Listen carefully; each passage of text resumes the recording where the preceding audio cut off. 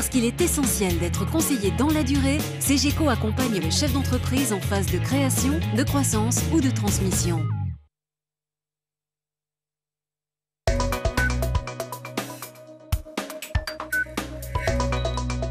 Bonsoir à tous, bienvenue sur le plateau de Parlons PME. Tous les 15 jours, nous partons à la découverte d'une entreprise de la région lyonnaise. Aujourd'hui, nous sommes en compagnie de Christophe Fargier, qui est le directeur et l'un des fondateurs du Ninkasi. Bonjour. Bonjour. Et merci d'avoir accepté l'invitation. Le Ninkasi, qui est connu pour son établissement de Gerland, que vous avez créé en 1997. Mais le Ninkasi, c'est bien plus que cela aujourd'hui. Il a, comment dirait-on, essaimé. Le mot essaimé est le bon mot. On a ouvert des petites enseignes dans Lyon, 5.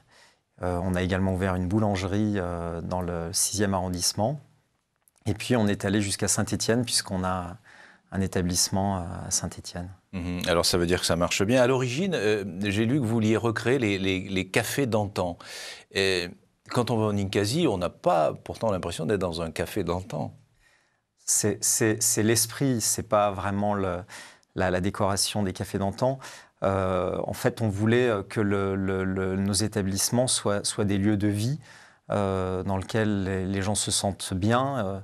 Moi, ce que j'entends par café d'antan, c'était le fait que les écrivains, les politiques, les bourgeois, les ouvriers pouvaient se retrouver dans un même lieu et qu'il y avait vraiment une possibilité d'échange.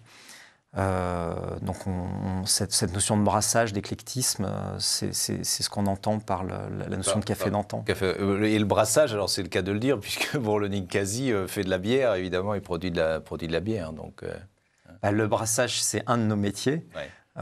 Puisqu'effectivement, quand on a démarré le projet, on s'est lancé dans la fabrication de bière.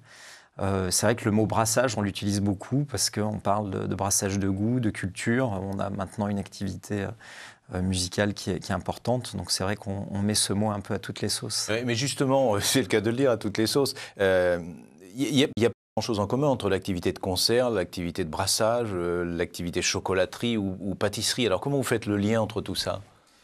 En fait, le lieu est un lieu de vie. La convivialité est un enjeu extrêmement important pour nous. Donc on trouve que, par exemple, la musique dans nos établissements, elle crée cette convivialité. Elle est un moyen d'ouverture, d'échange, d'ouverture sur les autres, d'échange entre les personnes.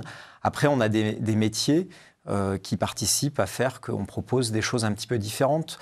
La volonté de fabriquer notre bière, quand on a monté notre établissement, c'était finalement proposer des choses que ne proposent pas d'autres bars, d'autres restaurants.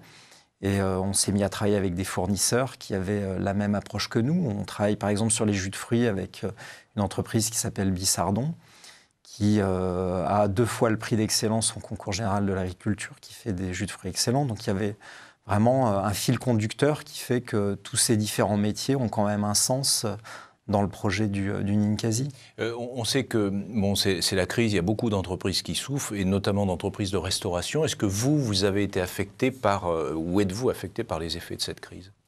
On n'est pas affecté à l'heure actuelle par les effets de cette crise.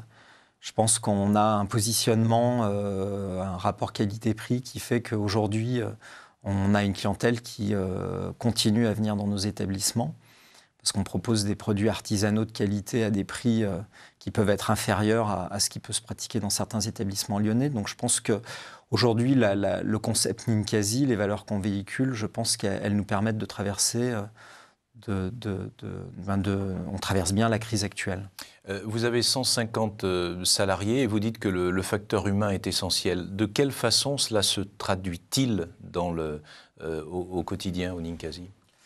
Nous, on estime que la réussite de notre entreprise, elle est fondée sur les femmes et les hommes qui y travaillent. Donc il y a une vraie volonté de s'occuper des gens qui y travaillent, de les former, de les faire évoluer, de leur donner des perspectives, de leur permettre de participer au projet, de l'enrichir, de s'impliquer.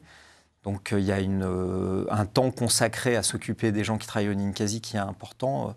Temps de formation, par exemple. Temps de formation, mais également un vrai processus de travail collectif.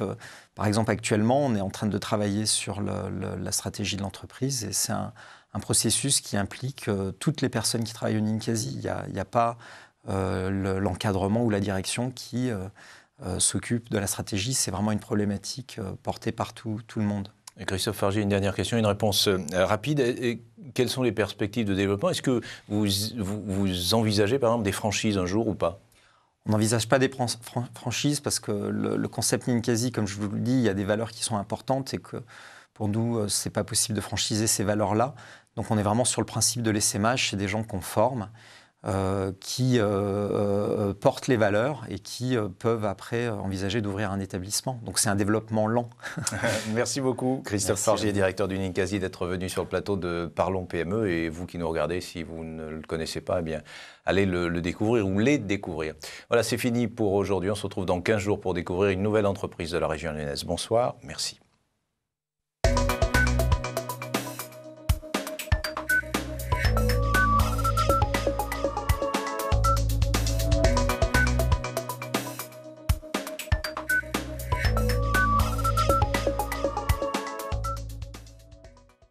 Parce qu'il est essentiel d'être conseillé dans la durée, CGECO accompagne le chef d'entreprise en phase de création, de croissance ou de transmission.